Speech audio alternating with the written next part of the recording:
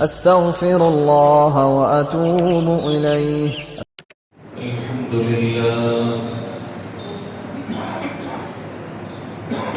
لله وحده والصلاة والسلام على سيد الأنبياء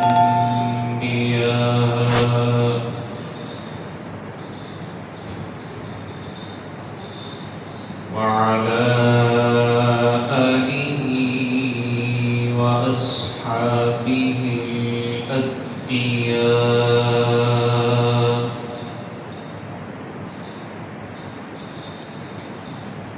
أما بعد فأعوذ بالله من الشيطان الرجيم.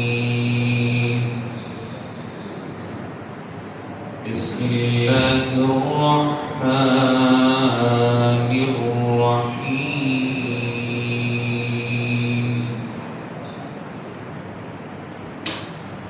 كل نفس ذائقة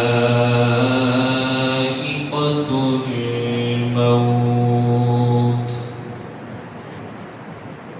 وإنما توفون أجوركم يوم القيامة فمن زحزح عن النار وأدخل الجنة فقد فاز وما الحياة الدنيا إلا متاع الغرور. صدق الله العظيم.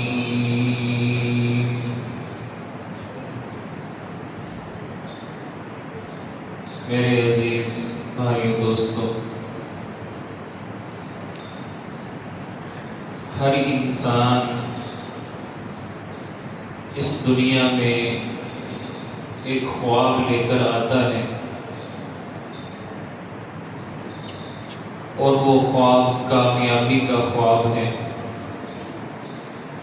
ہر انسان اپنی زندگی میں کامیابی حاصل کرنا چاہتا ہے. ہر انسان کی یہ خواہش ہوتی ہے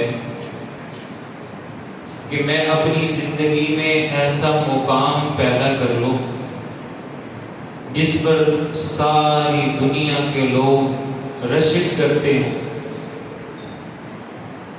ہر انسان کوشش کرتا ہے، البتہ پھر کامیابی کے معیار ہر انسان نے اپنے مطابق سیٹ کر رکھا ہوتا ہے. کسی انسان کی کامیابی کا معیار دولت ہے کہ میری زندگی میں اگر میرے پاس اتنا پیسہ ہو تو میں کامیاب ہوں. کسی انسان نے اپنی زندگی کا کامیابی کا معیار کسی عہدے کو بنا لیا اور کسی انسان نے کامیابی کا معیار شہرت کو بنا لیا. یہ وہ معیار ہے جو انسان نے اپنی عقل اور فہم کے مطابق اپنی زندگی میں کامیابی کے لیے مقرر کر لیا. لیکن خالق کائنات اللہ رب العزت نے بھی انسان کی کامیابی کے لیے ایک معیار مقرر کر دیا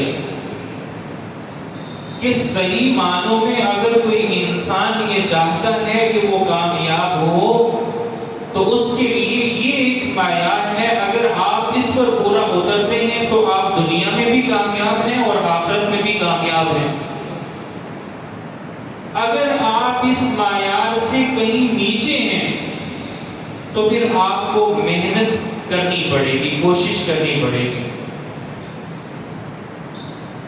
رسول اکرم صلی اللہ علیہ وسلم حضرت سہل بن ساعدی رضی اللہ تعالیٰ عنہ فرماتے ہیں، آپ صلی اللہ علیہ وسلم نے اپنے اپنے ساتھ بیٹھے ہوئے شخص سے ایک آدمی کے بارے میں پوچھا جو وہاں سے گزرا. تو یہ ساتھ بیٹھے ہوئے شخص حضرت سعید بن خدری رضی اللہ تعالی عنہ ہیں. تو ایک آدمی گزرا تو آپ صلی اللہ علیہ وسلم نے حضرت سعید بن خدری رضی اللہ تعالی عنہ سے فرمایا اس آدمی کے بارے میں تمہارا کیا خیال ہے؟ تو حضرت سعید خدری رضی اللہ تعالی عنہ جواب میں فرمانے لگے رجل من اشراف الناس هذا والله حري ان خطب ان ينكح وان شفع ان يشفع. حضرت سعید خدری رضی اللہ تعالیٰ عنہ فرمانے لگے اللہ کے رسول یہ جو آدمی یہاں سے گزرا ہے یہ بڑا باعزت آدمی ہے اور یہ اس لائق ہے کہ اگر یہ کہیں پہ نکاح کا پیغام بھیجے تو اس کا نکاح کر دیا جائے وہاں پہ, اور یہ اس لائق ہے کہ اگر یہ کہیں پہ کسی کی سفارش کرے تو اس کی سفارش کو قبول کر لیا جائے. تو رسول اللہ صلی اللہ علیہ وسلم حضرت سعید خدری رضی اللہ تعالی عنہ کا یہ جواب سن کے خاموش ہو گئے. تھوڑی دیر گزری کہ ایک اور آدمی وہاں سے گزرا, پھر وہی سوال رسول اللہ صلی اللہ علیہ وسلم نے کیا کہ اس آدمی کے بارے میں کیا خیال ہے؟ حضرت سعید خدری رضی اللہ تعالی عنہ جواب دینے لگے کہ رجل من فقراء المسلمین. اللہ کے رسول یہ جو آدمی ابھی گزرا ہے یہ غریب مسلمانوں میں سے ہے. ھذا حری ان خطب الا ينكح وان شفع الا يشفع وان قال تو الا يسمع لقوله. حضرت سعید خدری فرمانے لگے کہ اللہ کے رسول یہ فقیر اور غریب مسلمانوں میں سے ہیں, اگر یہ کہیں پہ نکاح کا پیغام دے دے تو اس کا نکاح نہیں کیا جائے گا. اگر یہ کسی کی سفارش کرے تو اس کی سفارش بھی قبول نہیں کی جائے گی, اور اگر یہ کسی کو کہے کہ میری بات سنو تو اس کی بات بھی نہیں سنی جائے گی. تو دراصل ان دو لوگوں کے حال بیان کر کے حضرت سعید خدری رضی اللہ تعالی عنہ نے معاشرتی سٹیٹس بیان کر دیے کہ پہلا آدمی جو گزرا ہے ہمارے نزدیک کو باعزت ہے, اس کا ایک مقام و مرتبہ ہے, اس کا ایک احترام ہے. کس لیے؟ اس لیے کہ مالدار ہے, اس لیے کہ بااثر ہے. اور مالدار آدمی کریکٹر کا جیسا بھی ہو, اگر اس کے پاس طاقت موجود ہے, اس کا کردار اچھا ہے یا برا ہے فرق نہیں پڑتا. ان خطبہ تو اگر وہ نکاح کا کہیں پہ پیغام بھیجتا ہے تو ان کا اس کا نکاح کر دیا جائے. تو آج آپ دیکھیں کہ ہمارے معاشرے میں جو ہم رشتے طے کرتے ہیں تو سب سے پہلی اور آخری چیز ہماری جو رشتے دیکھنے میں ہوتی ہے وہ یہی ہوتی ہے کہ جس فیملی کے ساتھ, جس گھرانے کے ساتھ ہمارا تعلق جڑنے لگا ہے مال ہے کہ نہیں ہے.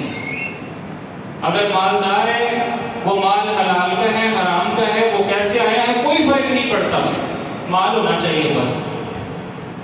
تو اسی طرح اگر وہ مالدار آدمی ہے تو دین ہے یا نہیں ہے اس کے پاس, تو وہ اگر سفارش کسی کی کرتے تو اس کی سفارش قبول ہوتی ہے کہ نہیں ہوتی.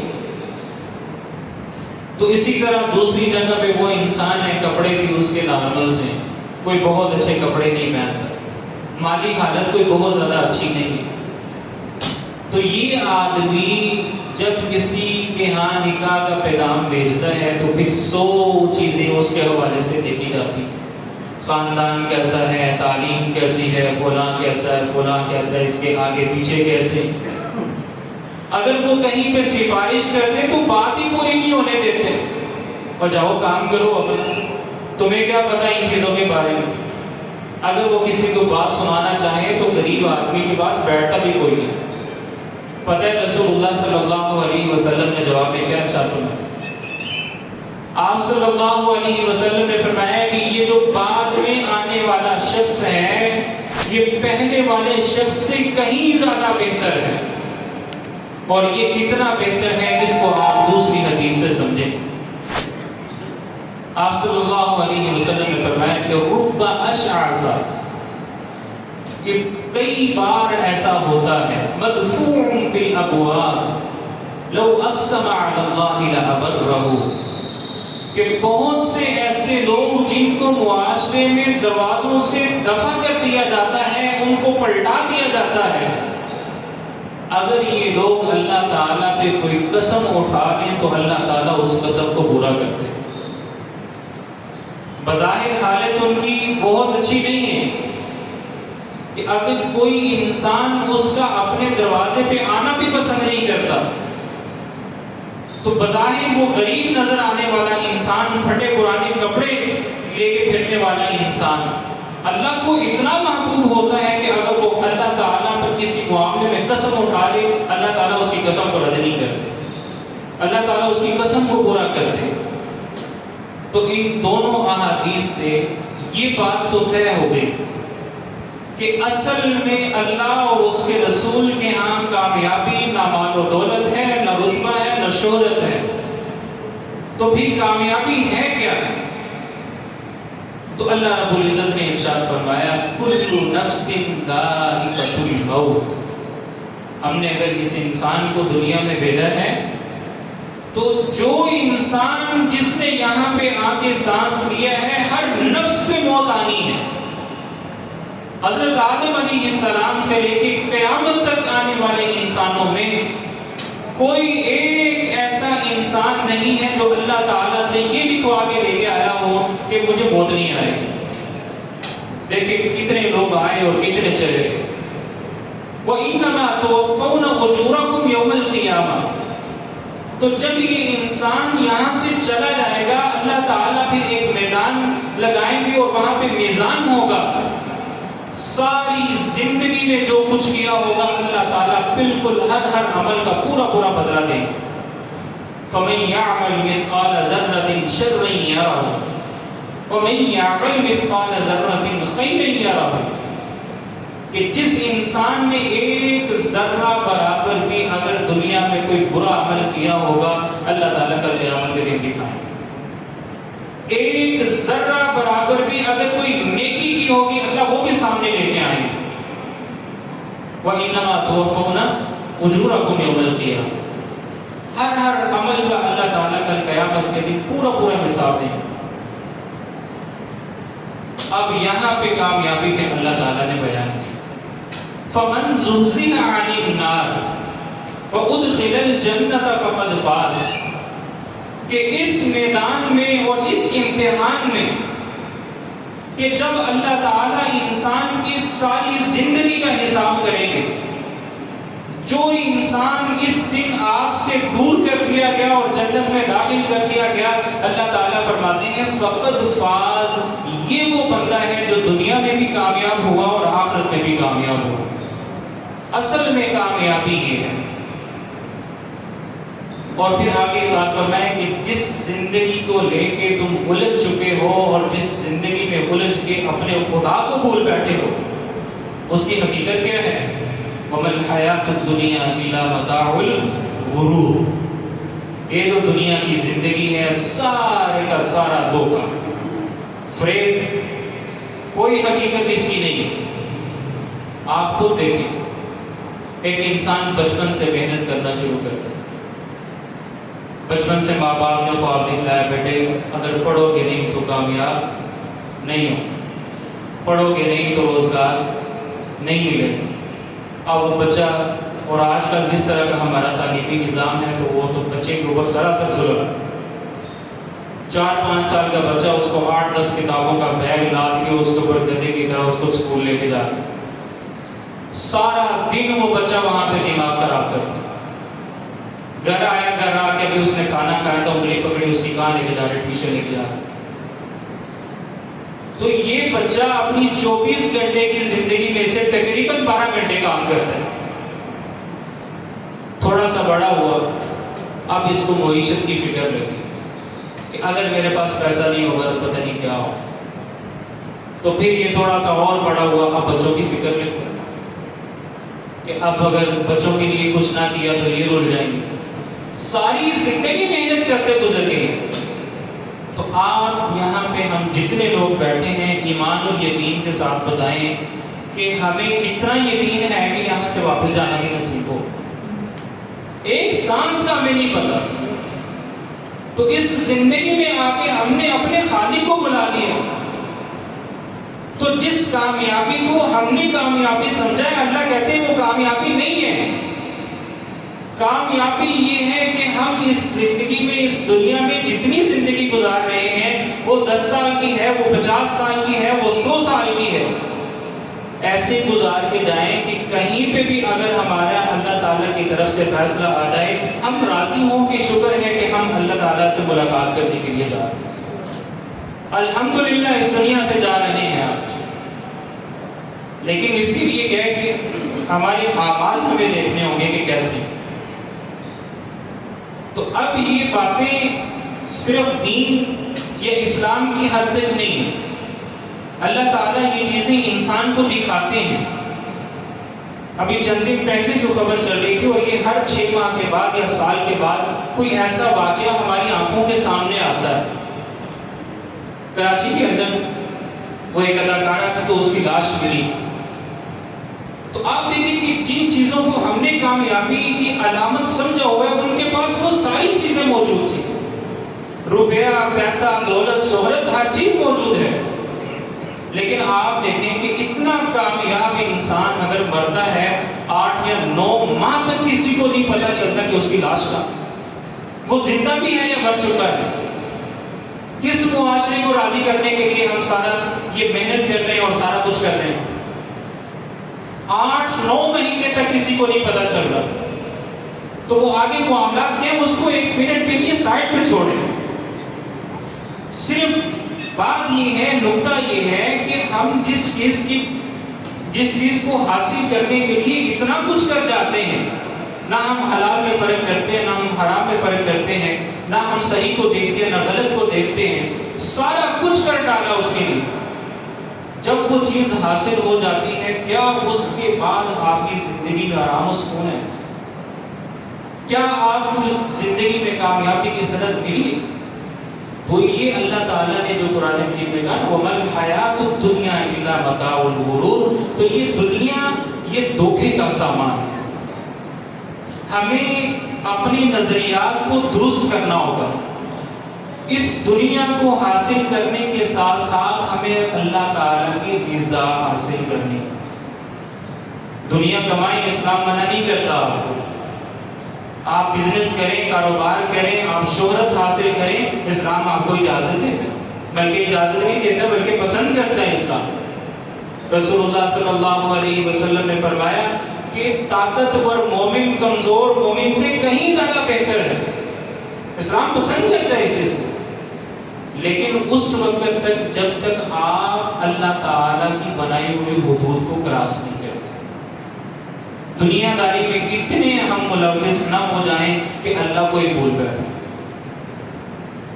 اور آپ اس چیز کو سمجھیں گے کہ اس کامیابی کے حصول کے لیے ہمیں کرنا کیا ہے. سب سے پہلی چیز اللہ تعالیٰ نے جو بیان کی ہے، آپ لوگوں کو بھی صورت آتی ہے وَالْعَصْرِ إِنَّ الْإِنسَانَ لَفِي خُسْرٍ إِلَّا الَّذِينَ آمَنُوا وَعَمِلُوا الصَّالِحَاتِ وَتَوَاصَوْا بِالْحَقِّ وَتَوَاصَوْا بِالصَّبْرِ. اللہ تعالیٰ کیا فرماتا ہے؟ وَالْعَصْرِ، قسم ہے زمانے کی. إِنَّ الْإِنسَانَ لَفِي خُسْرٍ، بے شک انسان یہ گھاٹے میں ہے، یہ نقصان میں ہے. کب تک؟ إِلَّا الَّذِينَ آمَنُوا وَعَمِلُوا الصَّالِحَاتِ، جس انسان کی زندگی میں ایمان اور اعمال صالحہ نہیں ہے، وہ انسان تباہ و برباد ہے. اللہ تعالیٰ قسم اٹھا کے کہہ رہے ہیں آپ جو مرضی کر لیں. تو خالق کائنات نے قسم اٹھا کے کہا کہ اگر انسان نے اپنی زندگی سے ان دونوں چیزوں کو نکال دیا، ایمان اس کے بعد جو مرضی کر لے یہ کبھی کامیاب نہیں ہو سکتا۔ اب وہ ایمان کیا ہے؟ تو جب ہم نے اس بات کا اقرار کر لیا، یہاں پہ ایک بات کو بہت اچھے طریقے سے ذہن میں رکھیں گے کہ ہمارے یہاں یہ ایک بڑی غلط فہمی پائی جاتی ہے، الحمدللہ ہم لوگ مسلمان ہیں، ہمیں کچھ نہیں ہونا، ہم نے جنت میں چلا جانا ہے، اللہ تعالیٰ نے جنت بنائی ساڑھے لیے، ساڑھے تو علاوہ کوئی جا کے تو کھائے تو یہ ایک ہمارے ذہن میں بات ہے، اور ٹھیک ہے اللہ تعالیٰ سے امید رکھنی چاہیے، اچھی کی امید رکھیں، رسول اللہ صلی اللہ علیہ وسلم نے بھی فرمایا کہ اللہ سے بہتر امید رکھیں آپ، تو اللہ تعالیٰ نے ہمیں کچھ نہیں کہنا، لیکن آپ لوگوں کی اطلاع کے لیے عرض ہے کہ یہ جو دعویٰ ہے یہ یہود و نصارہ بھی کرتے ہیں۔ وَقَالُوا لَن يَدْخُلَ الْجَنَّةَ إِلَّا مَنْ كَانَ هُودًا أَوْ نَصَارَىٰ، اللہ تعالیٰ فرماتے ہیں کہ یہ جو یہود و نصارہ ہیں یہ کہتے ہیں کہ جنت میں ہمارے علاوہ کوئی داخل نہیں ہوگا، لیکن ان کی بھی اللہ تعالیٰ نے مکمل ہسٹری جو بیان کی ہے وہ صرف داموں تک ہے، ایمان ان کے پلے بالکل برائے نام، اور اعمال تو ہے ہی کوئی نہیں ان کے پاس۔ جو آج ہم لوگ اپنی زندگی گزار رہے ہیں جس لیول پہ آ کے، سیم یہی ان لوگوں کا کردار تھا، زبان سے کہا کہ ہم ایمان والے، انبیاء پہ ایمان لے کے آتے ہیں، لیکن ہر وہ پٹھا کام کیتے جنہیں تو اللہ تعالیٰ نے منع کیا، ہر وہ الٹا کام کیا جس سے نبی منع کر رہا ہے، تو اللہ تعالیٰ نے پتہ کیا فرمایا؟ تِلْكَ أَمَانِيُّهُمْ قُلْ هَاتُوا بُرْهَانَكُمْ إِن كُنتُمْ صَادِقِينَ، یہ آپ سے یہ بار بار کہتے ہیں کہ جنت میں ہم جائیں گے، ہمارے علاوہ کوئی نہیں جائے گا، ان کے منہ کی باتیں ہیں، کوئی ان کے پاس دلیل نہیں ہے کہ یہ جنت میں جائیں گے، اپنی آرزویں ہیں، اپنی امیدیں ہیں، خواہشات ہیں، کرتے رہے جتنی مرضی کرنی۔ تو إِلَّا الَّذِينَ آمَنُوا وَعَمِلُوا الصَّالِحَاتِ، ایمان الحمدللہ، اللہ کا شکر ہے اللہ تعالیٰ نے ہمیں ایمان دیا، اور دنیا کی یہ سب سے بڑی دولت ہے، اگرچہ ہمیں اس کی قدر نہیں، یہ دنیا کی سب سے بڑی دولت ہے جو اللہ تعالیٰ نے ہمیں عطا کی، لیکن میرے بھائی دوستو اس ایمان کے ساتھ اعمال صالحہ اگر مل جائیں تو دنیا میں ہم سے کامیاب ترین انسان کو نہیں۔ تو دیکھیں کوئی بھی کامیاب آدمی ہے نا، اس کے لیے محنت کرنی پڑتی ہے۔ ہمارا کیا ہوتا ہے کہ ہم کسی کی کامیابی کو دیکھتے ہیں کہ واہ ماشاءاللہ فلاں کے پاس کتنا پیسہ ہے، فلاں کے پاس کتنا مقام و مرتبہ ہے، فلاں کا عہدہ کتنا بڑا ہے، فلاں کے پاس شہرت کتنی ہے۔ یہ جس فلاں کے پیسے کو، جس فلاں کی شہرت کو، جس فلاں کے عہدے کو آپ دیکھتے ہیں، کبھی اس فلاں کی محنت کو بھی دیکھیں پیچھے کتنی ہے، کہ اس نے اس پیسے کو حاصل کرنے کے لیے محنت کتنی کی ہے، اس نے اس عہدے کو حاصل کرنے کے لیے پڑھا کتنا زیادہ ہے، اس نے اس شہرت کو حاصل کرنے کے لیے محنت کتنی کی ہے۔ بغیر محنت کے کچھ حاصل نہیں ہوتا۔ تو یہ دنیا کی حقیر چیزیں اگر بغیر محنت کے نہیں مل سکتی تو آپ اور میں کیسے تصور کر سکتے ہیں کہ اللہ تعالیٰ کی رضا میں بغیر محنت کے ملے؟ ہم نماز بھی کوئی نہ پڑھیں، ہم حلال و حرام میں فرق بھی کوئی نہ کریں، ہم اللہ تعالیٰ کے راستے میں زکوٰۃ بھی ادا نہ کریں، ہم باقی سارے کے سارے کام نہ کریں، اپنی مرضی کے مطابق زندگی بھی گزاریں، اور پھر اس کے بعد ہم کہیں کہ اللہ تعالیٰ کی رضا میں حاصل ہو، تو اللہ تعالیٰ نے فرمایا کہ یہ انسان اپنے ذہن سے نکال۔ ایمان کی سب سے پہلی بنیادی شرط ہے کامیابی کی۔ تو ان الذین آمنوا وعملوا الصالحات كانت لهم جنات الفردوس نزلا، جو بات کر رہے تھے کہ اللہ تعالیٰ نے ایمان والوں کے لیے کامیابی رکھی، ہم لوگ احساس کمتری کا شکار۔ اللہ تعالیٰ فرماتے ہیں ان الذین آمنوا وعملوا الصالحات، بے شک وہ لوگ جنہوں نے ایمان کو قبول کیا اور اعمال صالحہ کی، کانت لہم جنات الفردوس نزلا، ان کے لیے اللہ تعالیٰ نے باغات تیار کر رکھی، ان کے لیے اللہ تعالیٰ نے مہمانی کی جگہ تیار کر رکھی۔ اور اس کے مقابلے میں ان الذین کفروا لن تغنی عنہم اموالہم ولا اولادہم من اللہ شیئا واولئک هم وقود النار، اللہ تعالیٰ فرماتے ہیں کہ بے شک وہ لوگ جنہوں نے کفر کیا، لن تغنی عنہم اموالہم ولا اولادہم، ان کی مال اور ان کی اولادیں ان کو کچھ فائدہ نہیں دے سکیں۔ جس مال و دولت کے بل پہ انسان کتنا اچھلتا کودتا ہے، دنیا کی کوئی طاقت اس انسان کو چھو تک نہیں سکتی، جس اولاد کے سر پہ اتنا انسان پھلتا اور پھیلتا ہے کہ میرے پتر پیچھے میری اولاد پیچھے انہوں کوئی کچھ کہہ کے دے بیٹھے، تو جس دن اللہ تعالیٰ پکڑیں گے وہ دن کوئی شے کم نہیں آتی. یوم یفر المرء من اخیہ وامہ وابیہ وصاحبتہ وبنیہ، ہر انسان بچے گا، ہر تعلق چھپنے کی کوشش کرے گا کہ اے جڑا میرا باپ ہے، یہ میری اولاد ہے، یہ فلاں ہے، دنیا میں میں نے ان کے لیے اتنا کچھ کیا، یا انہوں نے میرے لیے دنیا میں کہیں ابھی مجھے پہچان کی یہ نیکیوں کا سوال نہ کرنا شروع کر. میرا اپنا پتہ نہیں کیا بننا ہے، میرا انجام پتہ نہیں کیا ہوگا. تو اب یہ اگر مجھ سے نیکیاں مانگ لیں تو پھر میرے تو پلے آگے کچھ نہیں. یوم یفر المرء من اخیہ، ہر رشتہ باقی ہو، تو وہاں پہ پھر سوائے ایک آرزو اور امید کے کچھ نہیں ہوگا. تو یقول یا لیتنی قدمت لحیاتی، کاش کبھی ایک دفعہ زندگی واپس ہو جائے، پھر میں مسجد سے کبھی باہر ہی نہیں نکلوں. کاش کبھی ایک دفعہ زندگی مل جائے، اس وقت تک نہیں رکوں گا جب تک میری جیب میں ایک پیسہ بھی ہو، سب کچھ اللہ کے راستے میں خرچ کر دوں. ایک بڑی زندگی ملے تو صحیح. لیکن اللہ تعالیٰ کیا فرمائے گا، یہ زندگی اللہ نے ایک ہی دفعہ دی ہے. اس کے بعد اگر انسان کے اندر ایک لمحہ بھی انسان کو مل جائے نہیں ملے گا. ٹھیک، دنیا میں اگر ہم کسی امتحان میں فیل ہو جائے نا، سپلیمنٹری کی سہولت موجود ہوتی ہے. ایک باری فیل ہو گئے کوئی آدمی دوبارہ داخلہ پہ دو، پھر آ جاؤ، پھر فیل ہو گئے پھر دوبارہ آ جاؤ. لیکن اللہ تعالیٰ جس امتحان کی بات کر رہے ہیں، اگر فیل ہوئے تو ساری زندگی دوبارہ موقع نہیں ملے گا، یہ ایک ہی دفعہ امتحان ہوگا بس. یہاں کی کامیابی ہمیشہ کی کامیابی ہے اور یہاں کی ناکامی ہمیشہ کی ناکامی ہے. تو ہمیں اپنے عقائد اور اپنے نظریات درست کرنے ہیں. تو ہماری زندگی میں جہاں پہ اور بہت سی چیزوں کی جگہ ہے، ہم اپنی اولاد کے لیے کوشش کرتے ہیں، خود کی زندگی کو بہتر بنانے کی کوشش کرتے ہیں. اپنی اس دوڑ میں کبھی بھی اللہ کو نہ بھولیے گا، اپنی اس دوڑ میں کبھی رسول اللہ صلی اللہ علیہ وسلم کی ذات کو نہ بھولیں. یہ ہمیشہ ذہن میں رکھیں. آپ صلی اللہ علیہ وسلم نے ایسے ہی فرمایا تھا کہ ذکر کرنے والے کی مثال زندہ کی ہے اور ذکر نہ کرنے والے کی مثال مردہ کی ہے. تو وہ اسی وجہ سے کہا، بھلا اس انسان کی بھی کوئی زندگی ہے جس نے خالق کو بلا دیا، اس انسان کی بھی کوئی زندگی ہے جس نے نبی صلی اللہ علیہ وسلم کو بلا دیا اپنی زندگی سے. جو انسان اپنے خالق کو یاد نہ رکھ سکا، جو اپنے محسن کو یاد نہ رکھ سکا، یہ انسان وفادار ہے. تو اپنی زندگی میں ان چیزوں کو کبھی فراموش نہ کریں.